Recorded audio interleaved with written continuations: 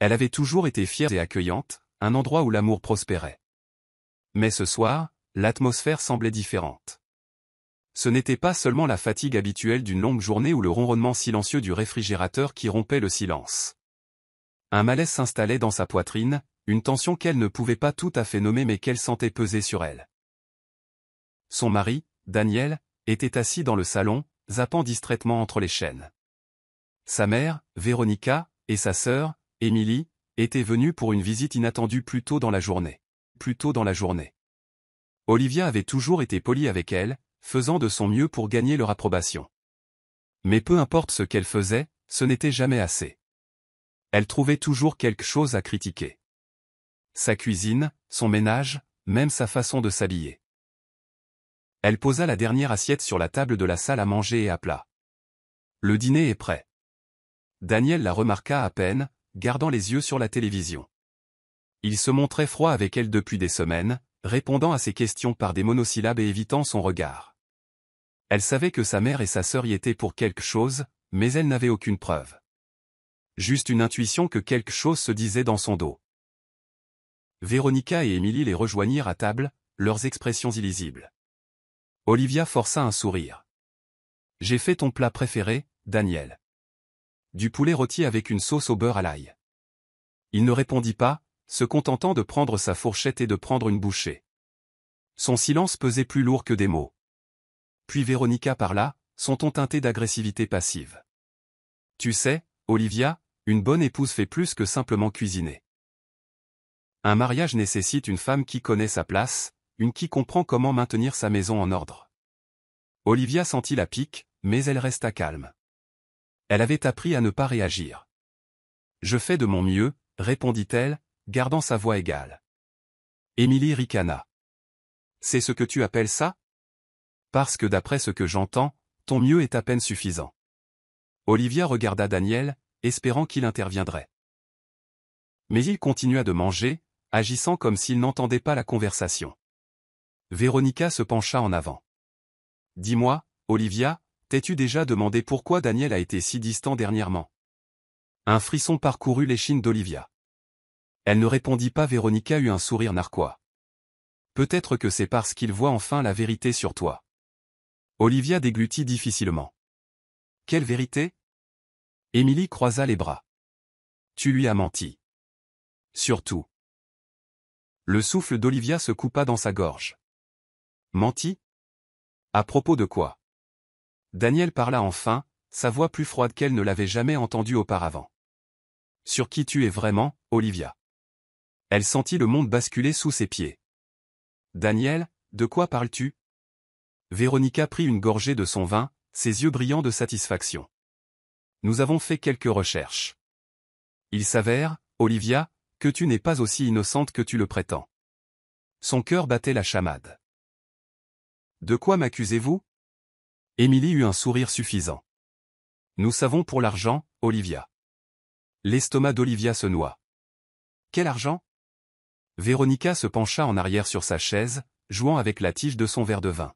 « L'argent qui a disparu du compte de Daniel. Des milliers de dollars envolés, et tout porte à croire que c'est toi. » La tête d'Olivia se mit à tourner. « C'est un mensonge. Je ne volerai jamais mon propre mari. » Émilie pencha la tête. « Alors comment expliques-tu l'argent manquant ?» La panique monta dans la poitrine d'Olivia. « Daniel, tu sais que je ne ferai jamais. » Daniel claqua sa fourchette sur la table. « Assez, Olivia. Je te faisais confiance, et maintenant je découvre que tu m'as volé. » Les larmes montèrent aux yeux d'Olivia. « Je n'ai rien volé. » Véronica soupira de manière dramatique. « Ni le autant que tu veux, mais nous avons des preuves. Des relevés bancaires, des transactions liées à ton nom. Tu as vécu dans cette maison, dépensé son argent, et lui as menti en face. » Olivia secoua la tête frénétiquement. « Je jure que je ne sais pas ce qui se passe. Je n'ai pas pris un seul centime. » Le visage de Daniel était illisible, mais son silence était assourdissant. Puis il se leva. « Je ne peux plus continuer comme ça. » Olivia sentit le sol s'effondrer sous elle. « Daniel, s'il te plaît. » Ses yeux étaient froids. « Fais tes valises et pars. Son souffle se coupa. Quoi? Véronica et Émilie échangèrent des regards satisfaits. Tu m'as entendu, dit Daniel, la voix ferme. Je veux que tu sortes de cette maison. Les larmes coulaient sur le visage d'Olivia.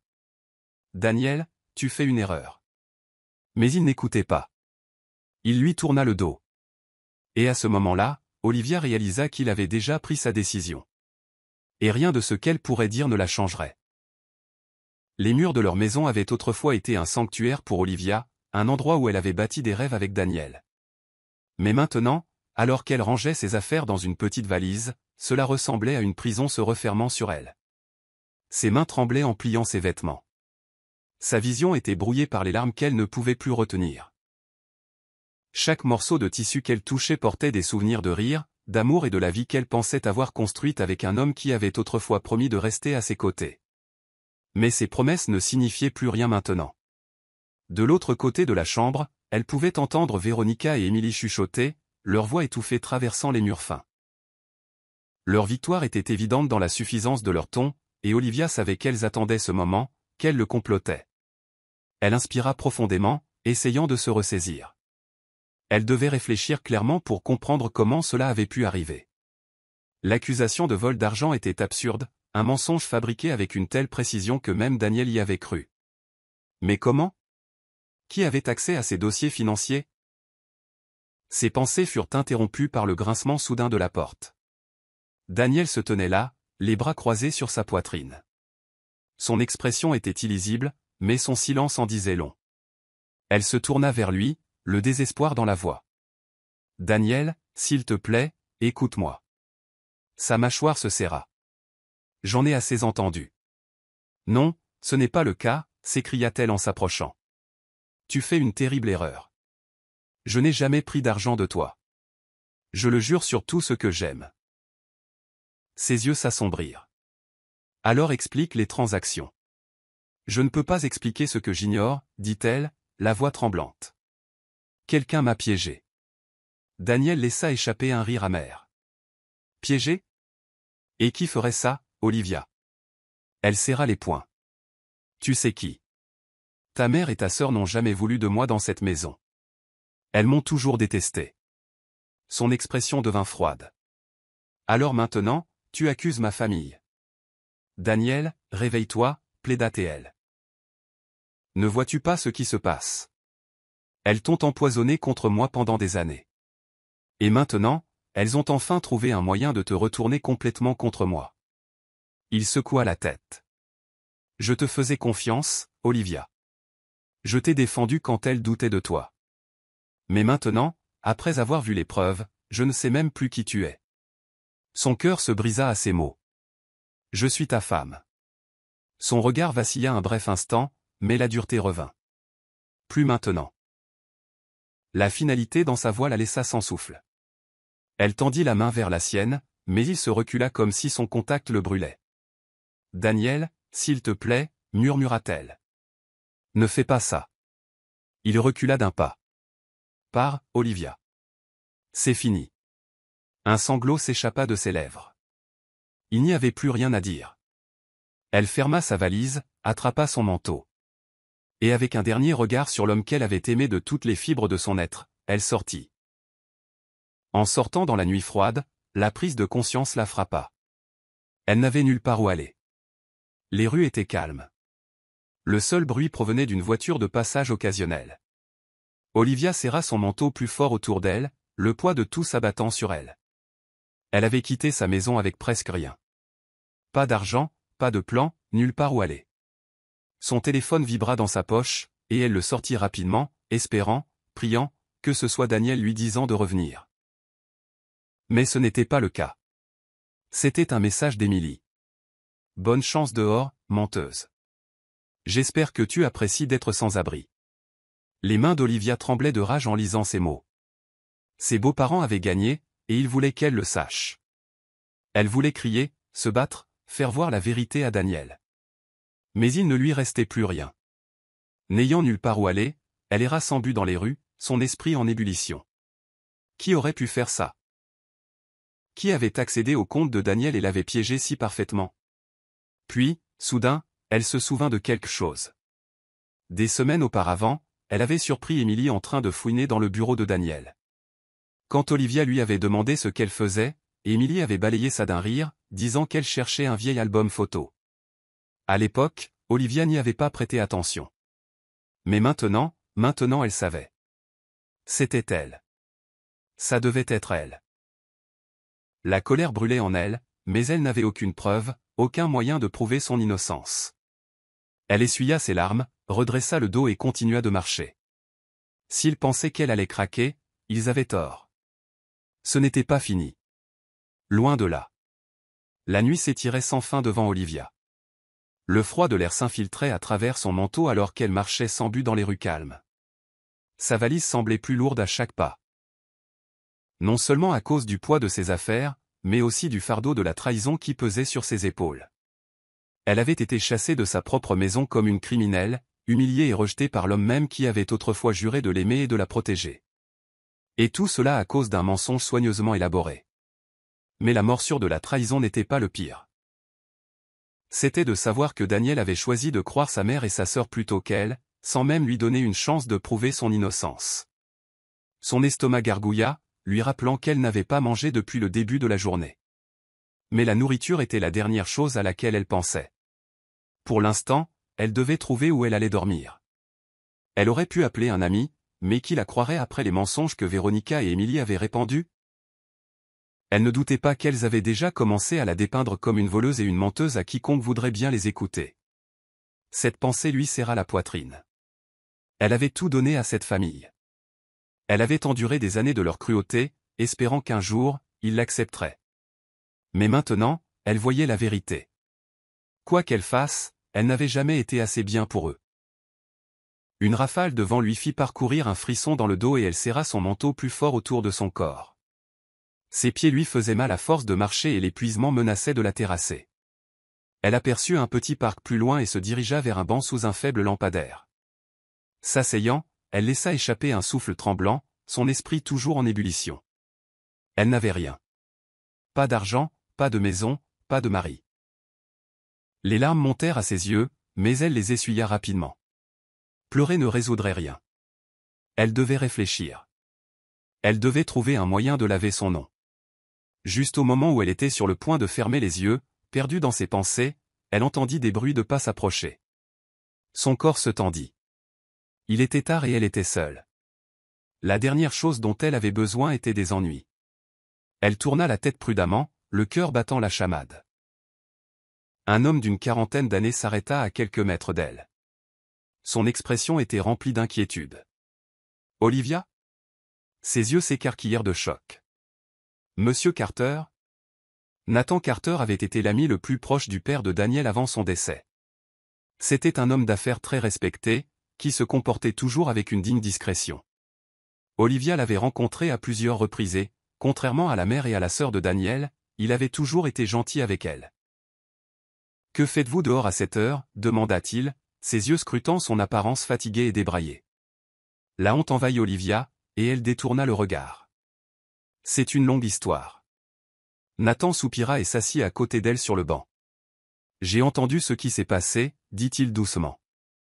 Daniel m'a dit que vous lui aviez volé de l'argent. » Olivia serra les poings. « C'est un mensonge. » Il étudia son visage un long moment, comme s'il cherchait la vérité. Puis il hocha la tête. « Je vous crois. » Sa tête se releva d'un coup. « Vous me croyez ?» Il esquissa un petit sourire. « Je vous connais depuis des années, Olivia, et je sais quel genre de personne vous êtes.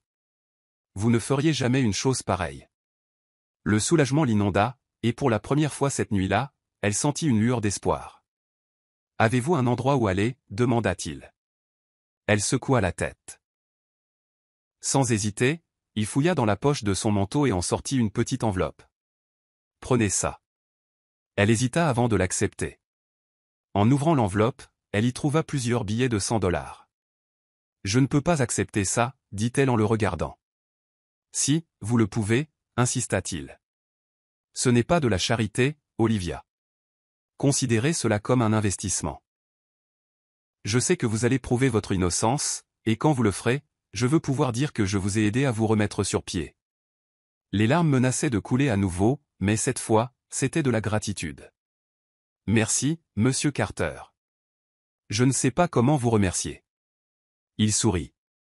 Promettez-moi juste une chose. N'abandonnez pas. Si vous les laissez vous briser, ils gagnent.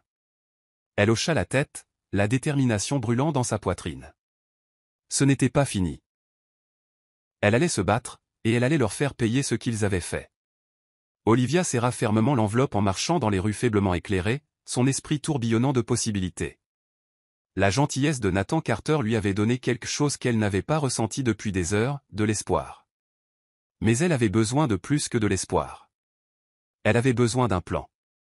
Trouver un motel bon marché était sa première priorité. Elle n'allait pas gaspiller d'argent, mais elle avait besoin d'un endroit où elle pourrait réfléchir clairement sans s'inquiéter de dormir sur un banc froid. Elle trouva un motel délabré à la périphérie de la ville, l'enseigne au néon vacant et clignotant contre le ciel sombre. À l'intérieur, la réceptionniste leva à peine les yeux alors qu'elle lui tendait une partie de l'argent que Nathan lui avait donné.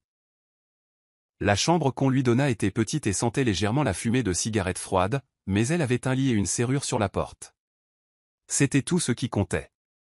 Elle s'assit sur le bord du lit, ses doigts se resserrant à nouveau sur l'enveloppe. Elle avait été prise au dépourvu, trahie, jetée comme si elle n'était rien. Mais elle n'était pas rien. Elle n'était pas faible. Et elle n'allait pas les laisser gagner. Olivia sortit son téléphone, ses mains tremblant encore. Elle l'avait éteint plus tôt pour s'empêcher d'appeler Daniel, mais maintenant elle en avait besoin. Elle le ralluma et, comme prévu, des dizaines de messages affluèrent. La plupart venaient de Daniel. Certains étaient froids et définitifs. Je te faisais confiance. Je t'aimais. Et tu m'as menti. D'autres étaient cruels. Ne reviens pas. N'essaie même pas de t'expliquer. Tu me dégoûtes. Sa gorge se serra, mais elle se força à les ignorer. Puis il y eut des messages d'Emily. Bonne chance pour trouver une nouvelle vie, voleuse. J'espère que tu apprécies d'être fauchée. Ça doit être agréable de ne plus avoir accès à l'argent de Daniel. Les yeux d'Olivia se plissèrent. Les messages d'Emily étaient imprudents, mais ils confirmaient une chose. Elle avait quelque chose à voir avec ça. Si Olivia voulait prouver son innocence, elle devait trouver l'argent manquant. Et elle devait découvrir comment Emily et Véronica avaient réussi à la piéger si parfaitement. Elle ouvrit les anciens emails de Daniel, auxquels elle avait encore accès depuis l'époque où elle l'aidait avec ses finances. Elle chercha quelque chose de suspect. Quelque chose qui pourrait lier Emily ou Véronica à l'argent manquant. Après une heure de recherche, elle trouva quelque chose. Une transaction du compte de Daniel vers un compte inconnu datant de plusieurs semaines. En y regardant de plus près, elle découvrit que le compte appartenait à une entreprise qu'elle ne reconnaissait pas. Elle copia le nom et le chercha en ligne. Rien. Son intuition lui disait que ce n'était pas une vraie entreprise. Puis elle se souvint. Emily avait l'habitude d'utiliser de faux noms pour réserver des hôtels ou faire des réservations. Elle s'en était même vantée une fois, disant qu'elle n'aimait pas laisser de traces de ses allées et venues. Et si le compte n'était pas aléatoire? Et s'il était lié à Emily? Le cœur d'Olivia battait la chamade. Elle avait besoin de preuves. Elle avait besoin de quelqu'un qui pourrait remonter la piste de ce compte jusqu'à Emily. Olivia connaissait une personne qui pourrait l'aider. Mason Reed. Mason était un ancien expert en informatique qu'elle avait rencontré des années auparavant lorsque Daniel mettait en place le système de sécurité de son entreprise. Il avait toujours été doué pour trouver les informations que les gens voulaient cacher. Elle hésita avant de composer son numéro. Cela faisait des années qu'ils ne s'étaient pas parlé. L'aiderait-il même? Après quelques sonneries, il répondit. Son souffle se coupa. Mason, salut. Ça fait un bail. Ouais, c'est vrai. Qu'est-ce qui se passe? Elle hésita. J'ai besoin d'une faveur. Silence. Puis, quel genre de faveur? J'ai besoin de tracer un compte bancaire. Dit-elle, la voix stable. Je pense qu'on m'a piégé pour vol d'argent et j'ai besoin de prouver qu'il a vraiment fait. Mason expira brusquement. C'est sérieux. Je ne t'appellerai pas si ça ne l'était pas, il y eut une pause avant qu'il ne réponde. Envoie-moi les détails. Je vais voir ce que je peux trouver. Le soulagement l'envahit. Merci, Mason. Je te revaudrai ça. C'est sûr, dit-il en riant. Mais j'aime les défis. Je te recontacterai bientôt. Après avoir raccroché, Olivia s'adossa contre le lit. Elle avait fait son premier pas pour découvrir la vérité. Et une fois qu'elle aurait des preuves, Daniel regretterait de l'avoir jamais mise en doute. Le lendemain matin, Olivia fut réveillée par le bourdonnement de son téléphone. Pendant un bref instant, elle oublia où elle était. Le lit raide du motel, la lumière terne filtrant à travers les rideaux fins et le bourdonnement lointain de la circulation le lui rappelèrent rapidement. Elle n'était pas chez elle. Elle n'avait plus de maison. Elle attrapa son téléphone sur la table de chevet, son cœur s'emballant en voyant le nom de Mason sur l'écran. Elle répondit immédiatement. J'ai trouvé quelque chose, dit-il, la voix basse. Tu avais raison d'être méfiante. Ce compte que tu m'as envoyé, il n'appartient pas à une entreprise légitime. C'est un compte écran, un compte qui a été utilisé pour déplacer de l'argent sans laisser de traces. Olivia se redressa, complètement alerte. À qui appartient-il? C'est là que ça devient intéressant, dit Mason. Il est lié à un autre compte, qui a été récemment consulté par quelqu'un utilisant un appareil personnel enregistré au nom d'Emily. Un frisson parcourut l'échine d'Olivia. Tu veux dire? Oui, confirma Mason. Ta chère belle-sœur a déplacé de l'argent. Elle a été prudente, mais pas assez. Olivia serra les poings. Elle m'a piégé. On dirait bien. Elle prit une profonde inspiration. Peux-tu m'envoyer tout ce que tu as trouvé? J'ai besoin de preuves. Je te l'ai déjà envoyé par email, dit Mason. Mais sois prudente, Olivia. Si Emily et sa mère sont allées aussi loin pour te sortir du tableau, elles n'aimeront pas que tu fouilles dans cette affaire. La prise d'Olivia sur son téléphone se resserra. Je me fiche de ce qu'elles aiment. Elles ont détruit ma vie. Je ne les laisserai pas s'en tirer comme ça. Mason soupira.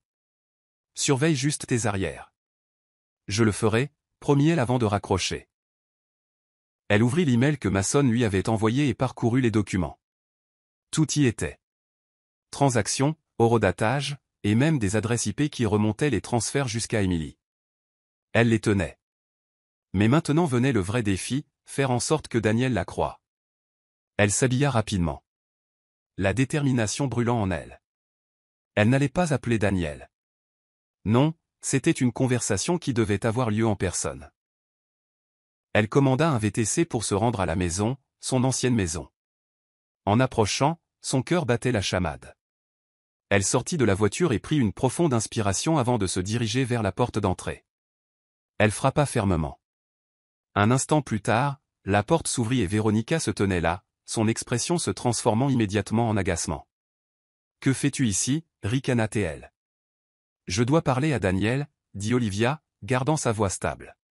« Tu n'es pas la bienvenue ici » lança Véronica. Olivia soutint son regard. « Je ne partirai pas tant que je ne l'aurai pas vu. » Une voix de l'intérieur fit se retourner les deux femmes. Que se passe-t-il? Daniel apparut derrière sa mère, son expression s'assombrissant en voyant Olivia. « Pourquoi es-tu là? » J'ai des preuves, Daniel, dit Olivia en levant son téléphone. La preuve que je ne t'ai pas volé. La preuve que c'est Emily qui l'a fait. Véronica se raidit, mais l'expression de Daniel resta gardée. Je n'ai pas le temps pour ça. Tu vas prendre le temps, rétorqua Olivia. Parce que tu as jeté ta femme dehors sur la base de mensonges. Et maintenant, je suis là pour te montrer la vérité. Daniel hésita. Olivia pouvait voir la bataille dans ses yeux. Finalement, il sortit en fermant la porte derrière lui. Parle, dit-il froidement. Olivia prit une profonde inspiration et ouvrit les documents sur son téléphone. Emily a transféré de l'argent de ton compte vers un compte écran. Mason a retracé les transactions jusqu'à elle. Elle lui tendit son téléphone. Vois par toi-même. Les sourcils de Daniel se froncèrent alors qu'il prenait le téléphone et commençait à faire défiler. Plus il lisait, plus son expression changeait. Du doute à la confusion, puis à quelque chose qui ressemblait presque à du regret. Ça n'a pas de sens, marmonna-t-il. Ça a parfaitement du sens. Dit amèrement Olivia. Ta mère et ta sœur voulaient que je parte. Et elle savait que le seul moyen de te retourner contre moi était de te faire croire que je t'avais trahi. Daniel la regarda, la culpabilité vacillant dans ses yeux. Avant qu'il ne puisse dire quoi que ce soit, la porte s'ouvrit brusquement et Émilie sortit en trombe. Que se passe-t-il demanda-t-elle, son regard allant de Daniel à Olivia. Daniel se tourna vers elle, le visage sombre. As-tu fait ça? Il leva le téléphone d'Olivia. M'as-tu volé et piégé Olivia? Le visage d'Émilie pâlit, mais elle le masqua rapidement par un ricanement. C'est ridicule. Olivia croisa les bras. Vraiment? Parce que Mason a retracé les transactions jusqu'à ton appareil. La bouche d'Émilie s'ouvrit et se referma, la panique brillant dans ses yeux. Je veux la vérité, dit Daniel, sa voix dangereusement basse. Émilie déglutit difficilement, puis se tourna vers leur mère. Maman? Véronica s'avança, son visage se durcissant. C'est absurde. Vraiment, lança Olivia. Parce que nous avons des preuves. Et je pense que Daniel commence à réaliser que peut-être, juste peut-être, il a fait une erreur. Daniel fixa sa mère et sa sœur, quelque chose changeant dans son expression. Pour la première fois, le doute remplaça la confiance aveugle qu'il leur avait toujours accordée. Et Olivia le vit. Pour la première fois, elle sut qu'elle était en train de gagner. Un lourd silence s'installa entre eux, la tension si épaisse qu'on aurait pu la couper au couteau. La prise de Daniel se resserra sur le téléphone d'Olivia alors qu'il fixait sa mère et sa sœur, la mâchoire serrée. Émilie se déplaça mal à l'aise, ses mains s'agitant sur ses flancs. Daniel, tu ne crois pas vraiment à ça, n'est-ce pas? Daniel ne répondit pas. Son regard était maintenant fixé sur sa mère. Maman? Sa voix était sèche, exigeante. Le visage de Véronica resta calme, mais Olivia put voir une lueur d'inquiétude dans ses yeux. Daniel, ne laisse pas cette femme te manipuler, dit Véronica, son ton soigneusement mesuré. Elle ment. Tout cela fait partie de son plan pour se faire passer pour la victime. Olivia laissa échapper un rire amer. Un plan? Vous pensez que j'ai orchestré tout ça? Elle montra le téléphone toujours dans les mains de Daniel. Je n'ai pas besoin de me faire passer pour une victime. C'est vous qui avez fait de moi une victime quand vous m'avez mise à la porte sans même m'écouter. Daniel grimaça, mais Olivia n'avait pas fini. J'ai tout perdu à cause de vous, continua-t-elle, sa voix tremblant d'émotion. Vous n'avez même pas pris la peine de penser une seule seconde que peut-être, juste peut-être, votre mère et votre sœur étaient celles qui mentaient. Daniel inspira brusquement. Non, le coupa Olivia. Tu n'as pas encore le droit de parler. Pas avant d'avoir tout entendu. Elle se tourna de nouveau vers Émilie. Dis-nous, Émilie. Tu es si douée pour mentir. Dis-nous pourquoi il y a une trace écrite qui mène à toi. Émilie déglutit, cherchant de l'aide du regard de sa mère. Mais Véronica ne dit rien. La patience de Daniel s'épuisa finalement. Réponds-lui. Sa voix était froide, mortelle. Les yeux d'Émilie s'agitèrent comme ceux d'un animal piégé. Je ne voulais pas. Olivia sentit une vague de colère la submerger. Ne voulais pas quoi? Me piéger? Voler ton propre frère? La respiration d'Émilie s'accéléra. J'avais juste. Elle se tourna désespérément vers Daniel. J'avais besoin de l'argent, d'accord? Et maman a dit. Émilie, siffla Véronica, sa voix basse et menaçante. Mais il était trop tard. Les yeux de Daniel s'assombrirent alors qu'il se tournait vers sa mère. Tu savais. Véronica redressa les épaules, son masque de contrôle se fissurant pour la première fois. Je te protégeais, Daniel. Me protéger, répéta Daniel, sa voix dangereusement douce. En me volant? En ruinant mon mariage? Les lèvres de Véronica se pressèrent en une fine ligne. Cette femme n'a jamais été bonne pour toi. Elle était faible. Elle était en dessous de nous. La poitrine d'Olivia lui fit mal, mais elle refusa de laisser les mots de Véronica la briser. Pas cette fois. Daniel recula d'un pas comme s'il avait été physiquement frappé. Vous avez ruiné mon mariage parce que vous pensiez qu'Olivia n'était pas assez bien. Sa voix se cassa d'incrédulité. Elle allait te ruiner, lança Véronica. Elle t'avait déjà enroulé autour de son petit doigt. Elle t'aurait tout pris à la fin. Olivia ricana. Vous voulez dire comme Émilie l'a fait? Le visage d'Émilie devint rouge de honte, mais elle ne dit rien. Daniel se tourna vers Olivia, le visage pâle. Il déglutit difficilement. J'ai eu tort. Olivia laissa échapper un souffle tremblant, mais elle ne s'adoucit pas. Tu n'as pas seulement eu tort, Daniel. Tu m'as détruite. Tu m'as humiliée. Tu les as laissés me jeter dehors comme un déchet. L'expression de Daniel se tordit de regret. Je ne sais pas comment réparer ça. Un sourire amer se dessina sur les lèvres d'Olivia. Tu ne peux pas, elle recula, se sentant plus légère qu'elle ne l'avait été depuis des semaines. Je ne suis pas venu ici pour ton pardon, Daniel. Je suis venu ici pour la vérité, et maintenant que je l'ai, je n'ai besoin de rien d'autre de ta part. Daniel tendit la main vers elle, mais elle s'écarta de sa prise. Je t'aimais, dit-elle, la voix stable, et tu m'as jeté comme si je n'étais rien. Maintenant, tu devras vivre avec ça. Elle tourna les talons et s'éloigna, laissant Daniel planté là, le poids de ses choix s'abattant sur lui. Il l'avait perdu, et cette fois, il était trop tard pour réparer les choses. Les jours qui suivirent cette confrontation parurent surréalistes à Olivia. Pendant si longtemps, sa vie avait été définie par les personnes qui l'avaient trahi, celles qui avaient chuchoté du poison à l'oreille de Daniel, celles qui avaient pris tout ce pour quoi elle avait travaillé. Mais maintenant, elle était libre. Elle avait ses preuves. Elle avait la vérité, mais ce qu'elle n'avait pas anticipé, c'était à quel point il serait douloureux de laisser partir l'homme qu'elle avait aimé. Elle se retrouva à errer dans la ville, sans but, essayant d'échapper au lourd poids de ce qui venait de se passer. Chaque coin de rue qu'elle tournait semblait résonner de souvenirs de la vie qu'elle avait eue autrefois, une vie dans laquelle elle avait mis tout son cœur. Maintenant, cette vie ressemblait à un rêve lointain, inaccessible. C'est tard dans la soirée qu'elle retourna dans sa chambre de motel. Les pieds endoloris, l'esprit épuisé. Elle avait passé la journée à rassembler ses affaires de la maison qu'elle n'appelait plus sienne, emballant sa vie dans quelques cartons dont elle devrait s'occuper plus tard. Daniel n'avait pas essayé de la recontacter. Elle ne s'y attendait pas. Et pour la première fois, Olivia ressentit un étrange sentiment de calme. Elle s'assit sur le bord du lit, regardant par la fenêtre les lumières de la ville qui scintillaient au loin. C'était la première fois depuis des jours qu'elle avait l'impression de respirer à nouveau. Son téléphone vibra, la sortant de ses pensées. C'était Mason. Elle répondit immédiatement, impatiente d'entendre ce qu'il avait à dire. « Olivia, dit Mason, sa voix prudente. J'ai réfléchi à tout ça. Il y a quelque chose que tu dois savoir. » Le cœur d'Olivia manqua un battement.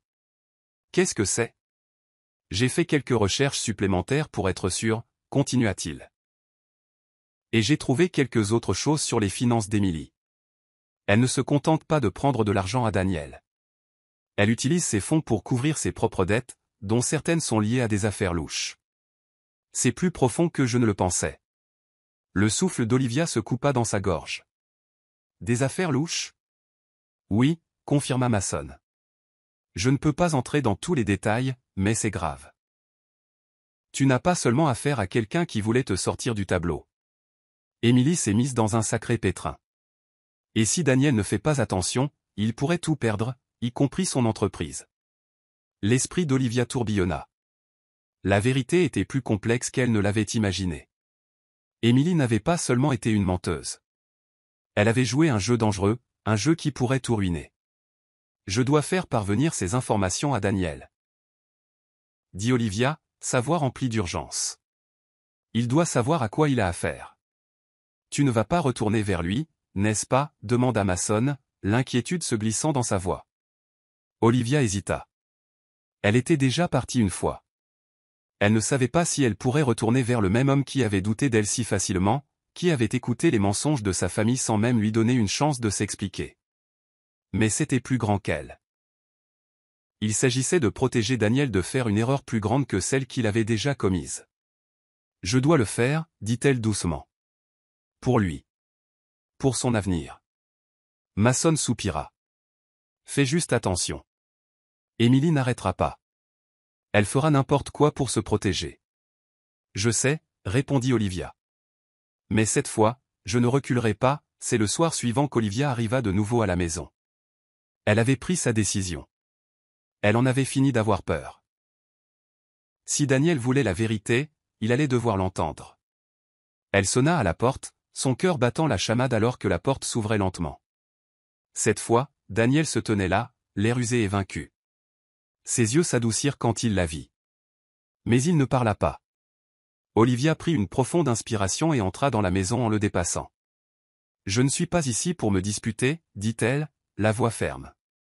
Je suis ici parce que tu dois savoir ce qu'Émilie a vraiment fait. » Daniel ferma doucement la porte, son regard ne la quittant jamais. « Que veux-tu dire ?» Elle lui tendit le dossier que Mason avait compilé. Tous les détails sur les problèmes financiers d'Émilie et les comptes cachés qu'elle avait utilisés. « Tu dois voir ça, dit Olivia. Émilie ne t'a pas seulement volé. Elle t'a menti sur tout. L'argent, les affaires, tout est un gâchis. Et tu es au milieu de tout ça. » Daniel prit le dossier, ses mains tremblant légèrement. Il l'ouvrit lentement, son visage pâlissant à mesure qu'il lisait les documents.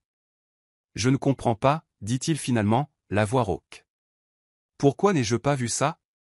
Comment ai-je pu être aussi aveugle?